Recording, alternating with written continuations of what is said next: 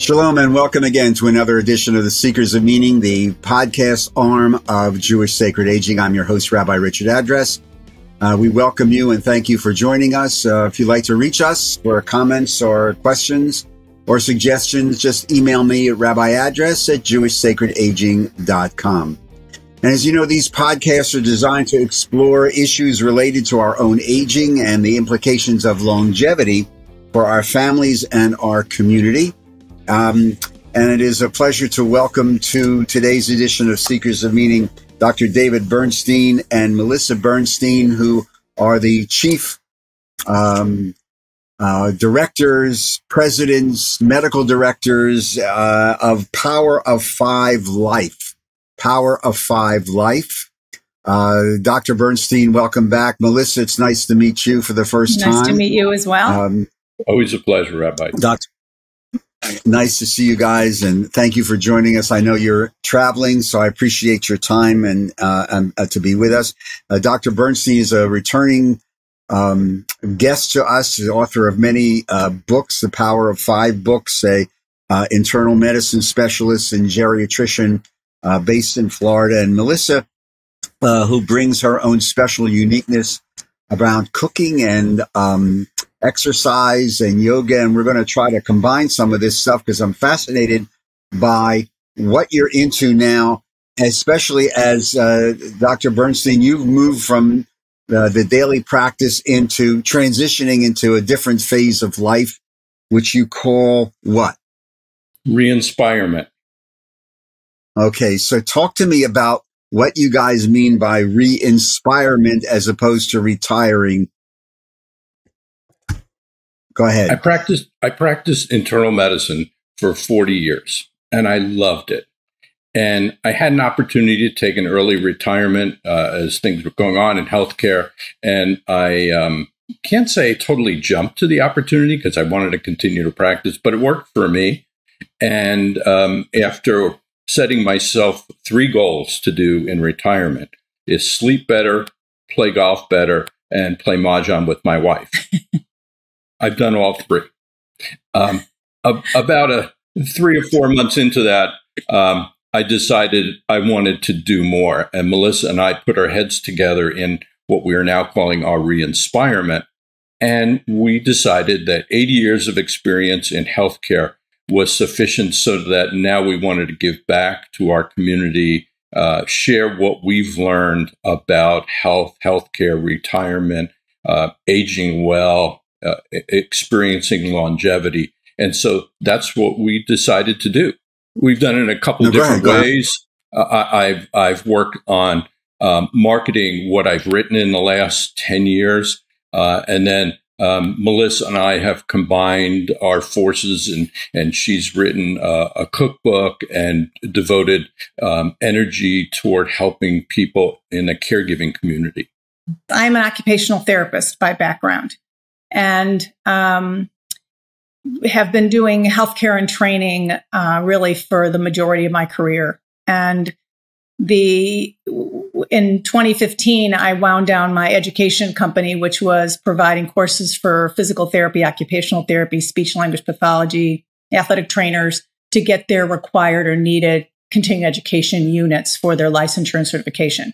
So I wound that down because I really wanted to focus my energy with David and our goals together, which are to really help people understand the aging process, why it's so important to incorporate those 5 S's from the Power of Five into their lives for longevity and for really, remaining active and aging well. So the Power of Five, and just let's bring us up to date. What are those 5 elements? Well, as I researched what was causing aging or what was part of the aging process, I realized that we suffer in our community from heart disease, from cancer, and from neurodegenerative diseases like Alzheimer's disease and Parkinson's disease. And I explored the common element, what I can teach people about that they can do to reduce their risks. And the one common thread through that was inflammation. And so I explored what were the features of inflammation that we could address to make it bite-sized, easy to understand, portable. I decided I'd limit it to 5 numbers, 5 things, and then fortuitously decided that they would all begin with the letter S. So I encourage people to avoid sweets, which is carbohydrates, sugar, processed foods. Avoid stress, which means quitting your job, doing something differently, integrating meditation and mindfulness. And then getting more sweat, which is exercise, riding a bicycle, going out and walking, strength training, etc. Getting more sleep, which is inherently very poor quality in our life, busy lives. And then the final S was sex. Well, sex is important for younger people, but it's important for older people. But sex is about intimacy. It's about socialization. It's about connecting with other people. And the intimacy part of it is interesting because the opposite of intimacy is loneliness. And that's what I've discovered interests lots and lots of people, because there are a lot of people who are lonely in our society. And the pandemic made it worse. And I discovered this before the pandemic. So this opposite of intimacy and loneliness is a health problem. It's as serious as smoking 15 cigarettes a day or being obese. So my power of 5 formula with 5 S's really addresses most of the ills that people can address in their lives. And I recommend people starting anytime they can. The sooner the better, but it's never too late to start. Yeah, I'm glad you mentioned the intimacy thing, because this comes up in some of the workshops we do a lot. And you mentioned sex, and people say, well, for a variety of reasons, anything, sometimes even physical disability, but the idea of just being in relationship, touching, holding, this type of intimacy is really so powerful. And all the literature now, you alluded to, the literature is just showing the impact of isolation and loneliness. This really has become a major mental health issue, hasn't it? Mm-hmm. Absolutely true. And what we talk about, and I listened to your podcast, and there is this thread that runs through it, is that what can we do about it? Because it really is like, well, I know if I diet, I know that if I set my alarm clock, I can sleep. I know that I can learn to meditate. But what can I do about loneliness? How do we overcome that? I think it requires the same intention that all the other things do. That means I just retired and I need to have friends. Men are really bad about this too. Right. But it means I'm going to go to a men's group. I'm going to go to a church or synagogue group, and I'm going to go out and I'm going to make friends. That if someone is interesting to me, I'm going to say, let's have coffee, let's have lunch, let's do something so that we can make that connection and have relationships, because relationships are incredibly important. And for better or worse, many of the relationships that Melissa and I have developed, and she developed them with her book club friends and all kinds of other things, and men are really bad about it, but making connections with people who are older than us and people who are younger than us, because you really want a mix of things, and you want to be able to help support other people when there's an illness in the family or someone has some needs, but also you want to understand that there are people who may have energies that can help us along the way. And so I don't think it's really a selfish thing. I don't think it's manipulative. And I address it in a very genuine, authentic way, because I know it's important and I know I want to do it. So in your new world of re-inspirement,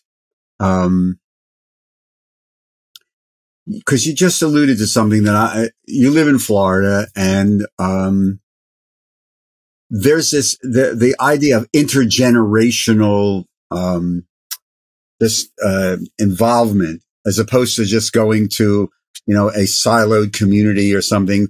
How important as we get older is it to keep in touch with all the generations and not just focus on one particular, I'm more comfortable talking to people in their 60s and 70s. We grew up with the same soundtrack. We like the same movies, et cetera, et cetera. I don't understand the millennials, so I'd rather just not deal with it.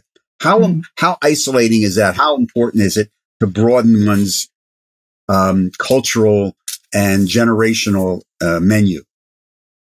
It's incredibly important. It's one of those things in the Power of Five that's difficult, and it does take that intention.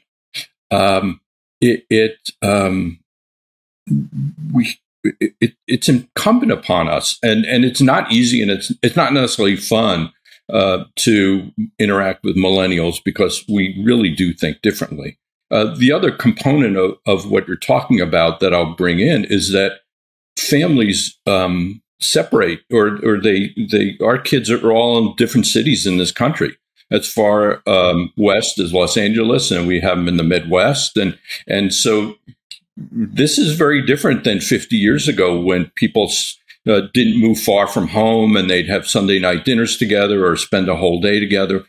We don't do that anymore, and the invention of smartphones makes it easy to be in touch with people, but really we get very separated by sending text messages and doing FaceTime, but really don't have those connections. So your point being that the intergenerational part is really important. And so that Melissa will jokingly say we have to review our 10-year plan of where we're going to live and what we're going to do. And she brings that up every 6 months. So it's a 6-month plan. But when you do that, you have to include who are we going to be, how are we going to have those intimate connections, and how are we going to do that, and who are we going to invite into our lives, because it's incredibly important. And we live in a neighborhood, a community that's not a very tight-knit community, but one where we do see young people during the course of our day and our week, and we see them in the park and when we're walking. And I'll speak for myself as being quite introverted. I have to go outside my comfort zone to do that, but I find the exercise of going outside my comfort zone invigorating. And another point that I think with intergenerational, whether they be my 98-year-old mother and the facility where she lives, or it's our grandchildren who are little and our millennials. So we've got kind of all ranges within just our family, but outside of our family with our friends and that extended family, because our children aren't around, we have this extended family. And it's really important that we do find ways to communicate with different generations, because we learn from each other. And, the ageism that is out there, which I'll bring up because sometimes I feel it from my children, it's important to kind of talk through that with them so that they understand. I mean, I would never have said something to my grandparents in the day when I was growing up. They were highly respected and great communicators, and learned a lot from them. And I think that's what David and I are trying to do with our friends and family, is trying to build that intergenerational communication so that there's mechanisms of learning and educating each other. How much of this intergenerational stuff is part of Power of Five life? I'd say it's part of it's not specific. It's kind of ties with everything that you do. Well, yeah, it is. I've had to water down the use of the word sex to include the socialization, and I weigh them all of equal value. If loneliness has a health impact of smoking 15 cigarettes a day or being obese, that's huge. Right. So it carries the same weight as exercise and eating and mindfulness and getting enough sleep. And so when I incorporate, or when I encourage people to adopt a Power of Five lifestyle, it's all of them. I don't leave any part out and say, well, forget about the loneliness part. Mm-hmm. Plan what you're going to do. But the loneliness part really, I think, is what pulls together because, to prevent or reduce loneliness within the intergenerational. And I know my mother, who's 98, and I'll talk about her again because she's quite an enigma, but, she's very lonely. And I try to encourage, my connection with her, of course, David's, and the children calling her so that she feels part of something still. And I know that's so hard as they get older. And even, younger, the kids are all engaged in their activities and there's a lot going on, but keeping them engaged with us and with their grandmother is really, really important. But that's part of the loneliness piece that comes out of the intimacy and the S for sex, if you will, or socialization.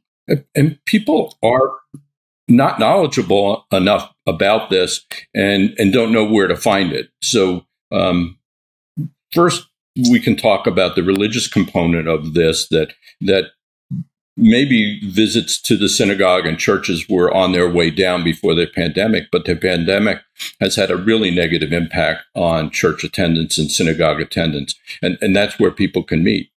But there are other areas where they can meet, book clubs like Melissa goes to, and mahjong groups, and men who play golf or bowling leagues, and looking for ways that they may be able to interact with people at work. And, that's another thing that's taken a hit because people are working remotely and they're not interacting with people. So, there's kind of like a double whammy out there of this is something we need to address, and it's more important, and it's getting more and more difficult to do. But I get it the same way. The two of you, as you mentioned before, have something like 80 years of actual life experience dealing with issues associated with one's own longevity and aging. So, you talk to your friends, you talk to the groups that you're involved with, and I'm sure you have a circle of friends who you can just be. And what's the greatest fear that you're picking up in your conversations with your friends and perhaps groups, organizations, classes? What's the greatest fear of our generation as we get older? What are you picking up? What are we most afraid of? I think, that we are all afraid of having someone take care of us as we get older. And the state of healthcare today, and this kind of moves into caregiving, is what kind of I've been focusing on in terms of caregiver health and wellness. Right. The state of the decline of the amount of caregivers in the future is going to affect us as we get older. We all want to stay home. We all want to age in place as long as we possibly can.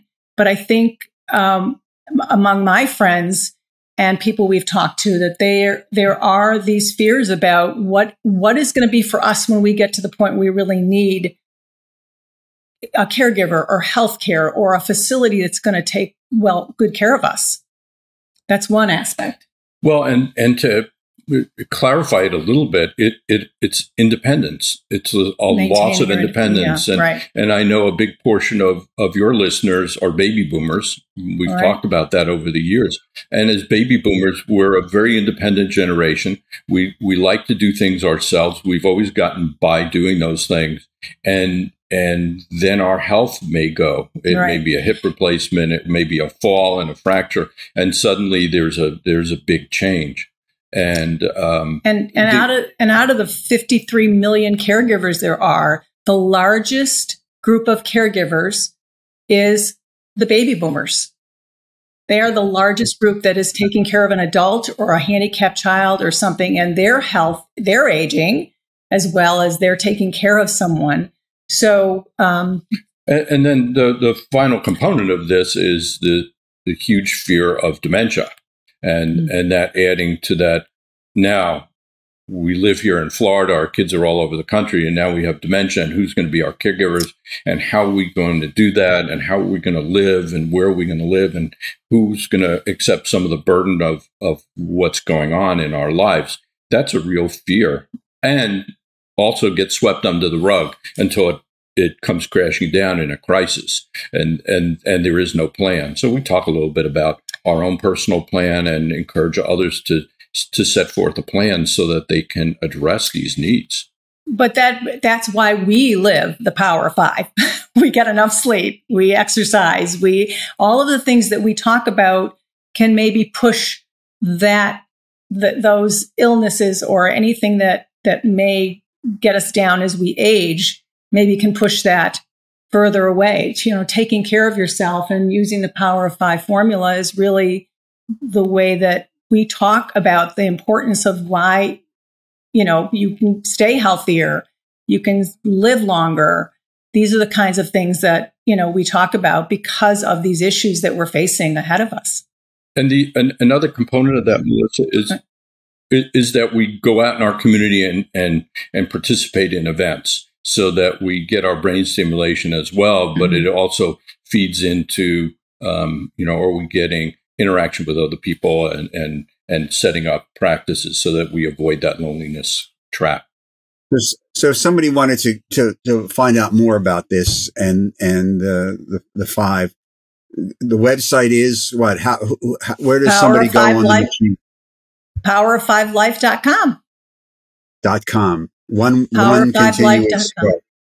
Correct. So with the numeral numeral 5, the number 5. So the power of the number 5. That's important. Okay. No, that's very Although I important. think we do own the website for the other, but I don't think they're connected with the word 5. So, Melissa, one of the things that your husband was talking to me about is the cooking thing, and how I'm fascinated with how do you marry the recipe to the Power of Five philosophy? So, so the S that is the realm of healthy eating is the sweets S. So that really is what really blossomed from and started stimulating the cookbook. Because in the second part of the book is a sampling of healthy recipes and a weeks of healthy recipes and kind of what kinds of foods you need to eat, what kinds of foods to stay away from, etc.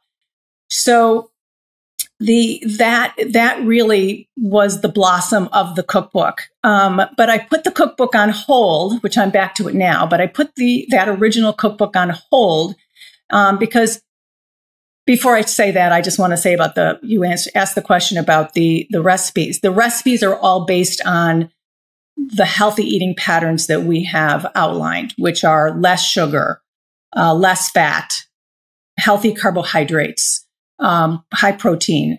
So that's kind of the basis of these recipes. And if I could interject, sure. One of the reasons why we chose to do that is that sugar it leads to diabetes, but it also leads to some of the problems associated with dementia and neurodegenerative disease. So we've really tamped down carbohydrates and sugar intake to avoid that consequence that people are most fearful about. Very good point. So I stopped what I was doing with the large cookbook and made a smaller cookbook, which is specifically for caregivers. And I did that because I was doing a presentation for caregivers for a group that has memory care units. And as an occupational therapist, that's kind of my realm of expertise in terms of the daily living skills. And that's what occupational therapists do. We help regain strength and mobility after an accident, an illness, etc., in our daily living skills. So eating and cooking is all part of our daily living skills. So when I did the presentation, I made a small cookbook for them, which talked about how do you bring someone with neurodegenerative disease into the kitchen, someone with dementia, Alzheimer's, Parkinson's disease, and how do we know what they can help with? And it's important that this cookbook kind of guides them into what are the steps that they need to take? How do they feel comfortable and safe in the kitchen? How do they know what someone can do? So any level of assistance with any recipe is beneficial. And so maybe it's just stirring a pot, or maybe it's just, cutting something. But understanding that a purposeful activity like in the kitchen can not only be a diversion from their daily routine that they do with some of their care recipients, but also can facilitate memory and reminiscence of times when they may have cooked with their grandparents or their parents in the kitchen, and may facilitate memory and may facilitate, music and even dancing. So there's that whole experiential of cooking in the kitchen can be so much more than just cooking a recipe. And it's really not about the recipe. It's about everything around the recipe and the process of making the recipe. No, I've had experience in also doing programs around memory care and dementia and Alzheimer where people, and we've interviewed some people. I remember somebody saying, well, yes, we would go and we would make a challah, but just the fact of the caressing of the dough and the kneading of the dough and the smells would trigger memories. Yeah. Right. Sure. So, that in music, we don't talk about this enough. But it's really a very, very powerful, it goes to, I think, the core of one's soul, the emotions, the memories that are stored without having to say, do you remember when we went to? No, I don't. But that smell reminds me of when I was cooking the brisket or something like that. Yes. I would imagine that in your cookbook and in your recipes, that processed food, the American diet, has no place. Because don't those foods, the McDonald's and the processed foods and everything and the processed meats, don't they increase inflammation and really short circuit a lot of healthy eating? Yes, absolutely. That the cleaner the diet, the better. And by clean, I mean no processed foods, no sugar or minimal amount of sugar, and no additives of any type. Because that all feeds into, if you will, inflammation. Are there different types of sugars? Are there like good fats and bad fats? I mean, I know nothing. Sugar is sugar. Sugar is sugar. Well, you can have things like there's date sugar, which is, derived from dates, which is a better type of sugar. And sugars that aren't processed, so sugars that come from natural fruits are better sugars for you. There's a sugar I've been using now from jackfruit in my cooking, which has no calories. Monk fruit? I'm sorry, monk fruit. But there's a jackfruit that's a type of product, but monk fruit. I'm so sorry. That is a from fruit, and it is natural. It's got there's no, when you eat it, there's nothing that affects your diabetes or your up and down, what's it called, your regulation of your insulin levels. So I've been trying to find things that are sweet, but that are not harmful to your body. If I can weigh in here, it's high fructose corn syrup is an additive that is really sugar, really metabolized really quickly, goes to the brain and has the negative consequences. And it also stimulates dopamine levels, which is the pleasure hormone in our body that gets us addicted to sugar. So the cereal industry knew about this, and they put all kinds of sugars in breakfast cereals to get kids addicted. And you and I grew up with Captain Crunch or Fruit Loops and all those things that we were drawn to because of the sugar content. Well, that's the whole other conversation about what's put into food. I mean, that's frightening. And that is, it's very frightening. And anyway, it's a whole, we'll be here for 2 hours on that, but but so few people really understand or read the labels. I mean, you mentioned the high fructose corn syrup, which I understand is absolutely the worst thing you can put in your body, or one of the worst things you can put in your body, because of exactly what you were talking about. So what you did ask about was what was kind of like a good sugar, an example of that. Well, if you look at something like an apple or a strawberry, yes, there's natural sugar in that. And we need sugar because it's a source of energy. But it's wrapped around or surrounded with fiber. So when you consume those types of fresh things that grow without other ingredient in them, you're eating something that's healthy. You're getting your energy source, you're getting your fiber, and that tamps down or the insulin release and some of the negative consequences that lead to inflammation.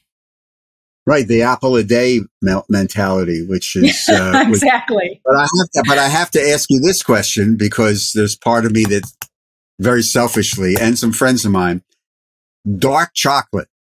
It's good for us, right? It is good for you. Yes. That's all I need to know. The darker, the better. The darker, the better. That's all we need to know. That's the headline. I have a piece every single day. It's got antioxidants. Really? It's got antioxidants. It is actually very good for you. It's very low in sugar, especially if you get the higher. But the antioxidant aspect of dark chocolate has favorable impacts. Favorable impacts. Good way to say it. Thank you very much. Before we start running out of time, I want to ask you, because again, the website Power of Five, the number 5, life.com. Power of 5, the number life.com. And on that website is you can contact for classes and programs and books. And so it's important for people to understand that. One little tiny easy question. In all your experience, with groups, with individuals, with yourself, with your friends, in classes that you teach, how can we, as we age, and if we're given the gift of longevity and the gift of health, but along with it, there are natural losses that take place. Just natural, that's part of life. Mm-hmm. How do you work with individuals who say, yeah, but, I can't see as well as I used to. I'm not as mobile as I used to. I have to do this. I'm losing this. I'm losing that. Loss is part of living. Loss is part of living. How do you begin to, in the Power of 5 philosophy, deal with that? I don't know that it's totally within my Power of 5 philosophy, but as you know, I had another acronym that I used that I saw in people who aged well and had lots of resilience, and it was my GRACE: goals, roots, attitude, companionship, and environment. And within that is this attitude.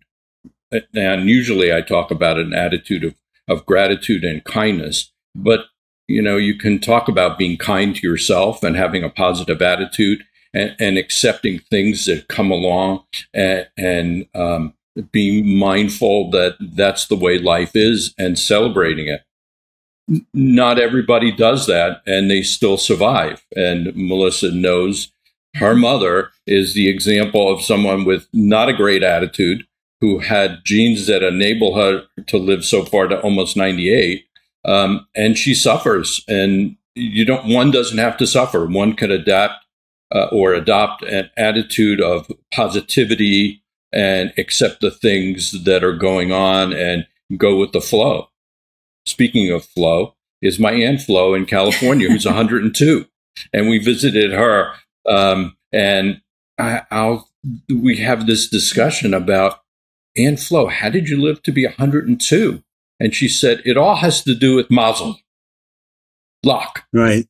And I said, well, that's not really easy.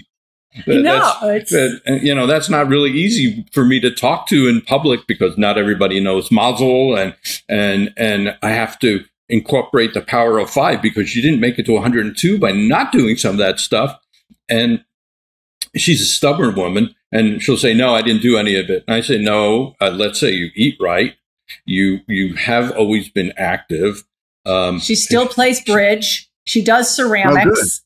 Still at 102. And she's been in a book club with other people, and she's always been very social. And she'll talk to us about when we're there, about the fact that when we would visit her in California, she would introduce her to her circle of friends. And so, Aunt Flo, you're not entirely right. You have had a positive attitude. You have incorporated some of those things, and she's certainly happier than my mother-in-law, and certainly has a better attitude. And you have a choice about your attitude, and choosing a positive one goes a long way. Oh, no. And I firmly believe that in addition to the genetic component, which is, I think, non-deniable, the family of origin, what the messages that sometimes get put into us when we're children about dealing with life and how to deal with loss and how to deal with upset. And, that comes home to roost. It's part of our own ambiance, our own gestalt as we get older. Yes. And I think it comes out. I mean, in some way, shape or form. But I mean, it's the work you're doing is fascinating. Once again, the website, powerof5life.com. Books, classes, recipes, everything combined around the Power of Five philosophy. If there's one thing because we're just about out of time, there's one piece of advice that you would like to give the people who may be listening or watching this, what would it be? From an eating standpoint and cooking standpoint, is read labels, try to eat as clean as possible, and don't be afraid to cook a recipe that you've never made before. And I could add to that, eat your fruits and vegetables. Eat your fruits grains and vegetables. And nuts, because not enough people eat those. Yes. My takeaway point is that it's never too early to start and it's never too late, and that we can all make adjustments and that they have favorable impacts. And personally, I was not always the best eater and the best stress modulator while I was practicing medicine, but I certainly, after my research, made my changes and adjustments. So it's never too late.